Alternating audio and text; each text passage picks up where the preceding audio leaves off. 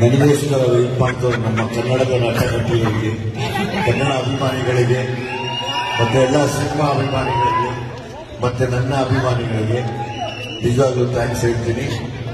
ಈ ಕಾರ್ಯಕ್ರಮ ಯಾವಾಗಲೂ ಈ ತರ ಮಾಡಕ್ ಹೋಗ್ಬೇಡಿ. ನೆಕ್ಸ್ಟ್ ಎಲ್ಲಾನು ನಾನು ಬಿಡಿ, ನಮ್ದೆಲ್ಲ ಬಂದಿದೆ ಹೋಗಿದೆ ಬರ್ತಾ ಇರುತ್ತೆ. ಯಾರೋ ಹೊಸಬರು ಬಂದಿರ್ತಾರೆ, ಅವ್ರಿಗೆಲ್ಲ ಈ ತರ ಮಾಡಿದಾಗ ತುಂಬಾ ಮನಸ್ಸಿಗೆ ನೋವಾಗುತ್ತೆ ಅಲ್ವಾ? ತುಂಬಾ ಜನ ಹೊಸಬರು ಬಂದಿರ್ತಾರೆ. ನಾವೆಲ್ಲ ಫಸ್ಟ್ ಫಿಲ್ಮ್ಗೆ ತಗೊಂಡ್ವಿ ಬೆಸ್ಟ್ ಆಕ್ಟರ್ ಅವಾರ್ಡ್. ಸುಮಾರು ಜನ ಹೆಣ್ಮಕ್ಳು, ಹೊಸ ಹೆಣ್ಮಕ್ಳು ಇನ್ಸ್ಪೈರ್ ಆಗ್ಬಿಟ್ಟು ಕಾಯೋರು ಸಡನ್ ಆಗಿ ಹಿಂಗ್ ಮಾಡಿದಾಗ ಅದು ತಗೊಂಡ್ರು ವೇಸ್ಟ್ ಅನ್ಸುತ್ತೆ.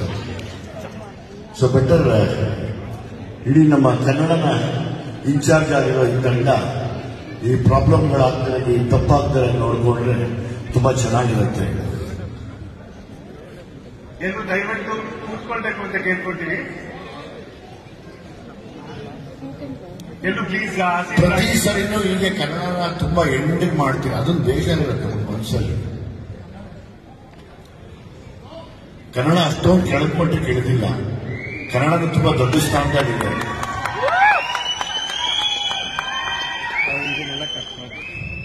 ಸೊ ಹಂಗಾಗಿ ಕನ್ನಡಕ್ಕೆ ತುಂಬಾ ದೊಡ್ಡ ಗೌರವ ಕೊಡಲಿ ಅಂತ ಹೇಳಿ ಈ ಅವಾರ್ಡ್ನ ನನ್ನ ಎಲ್ಲ ಅಭಿಮಾನಿಗಳಿಗೆ ಅರ್ಪಿಸ್ತೀನಿ. Thank you very much.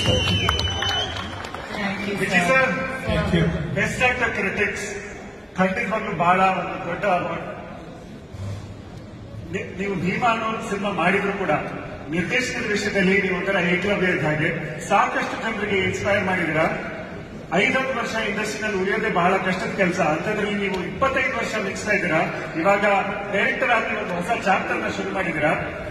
ನಿಮ್ಮ ಜೀವನ ಇವಾಗ ಮೆಲುಕು ಹಾಕಿದ್ರೆ ಏನ್ ನೆನಪಾಗುತ್ತೆ ಸರ್? ಏನ್ ಮನಸ್ಸಿಗೆ ಬರುತ್ತೆ? ನಾವು ಡೈರೆಕ್ಟ್ ಅದಕ್ಕಿಂತ ಮುಂಚೆ ಆಕ್ಟಿಂಗ್ ಮಾಡಬೇಕಾದ್ರೆ ಬರೀ ಆಕ್ಟಿಂಗ್ ಮಾಡಿದ್ವಿ, ಆಮೇಲೆ ಉಪ್ಪಿಸಾರನ್ನ ಕಾಪಿ ಮಾಡ್ಬಿಟ್ವಿ ಅಷ್ಟೇನೆ. ಸೊ ಹಾಗಾಗಿ ಉಪ್ಪಿಸಾರ ನಮ್ಮ ಇನ್ಸ್ಪಿರೇಷನ್ ಡೈರೆಕ್ಷನ್ಗೆ. ಸೊ ಹಾಗಾಗಿ ಈಗ ಡೈರೆಕ್ಷನ್ ಏನ್ ಮಾಡ್ತಿದ್ದೀನಿ, ಸೊ ನಮ್ಗೆ ಗುರುಗಳು ಎಲ್ಲ ಅವರೇನೆ. ಸೊ ಹಾಗಾಗಿ ಅವ್ರನ್ನ ತುಂಬಾ ಇಷ್ಟಪಡ್ತೀವಿ, ಅವ್ರನ್ನ ಫಾಲೋ ಮಾಡ್ತೀವಿ. ಹಂಗಾಗಿ ಗೊತ್ತಿಲ್ಲ, ನನ್ ಕೊನೆಯವರೆಗೂ ಒಂದೇ ಹಾರ್ಡ್ ವರ್ಕ್ ಮಾಡೋದಷ್ಟೇ ಗೊತ್ತಿರೋದು. ಅದ್ ಮಾಡ್ತಿದ್ರೆ ದೇವರೆಲ್ಲ ಒಂದ್ ಕಡೆ 100% ಎಲ್ಲರನ್ನು ಗೆಲ್ಲಿಸ್ತಾನೆ.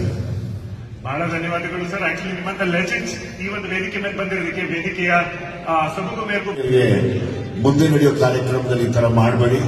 ಈಗಾಗಲೇ ನಾವ್ಯಾರು ಬರೋದಿಲ್ಲ. ಜೈ ಕರ್ನಾಟಕ ಮಾತೆ. ಬಹಳ ಧನ್ಯವಾದ.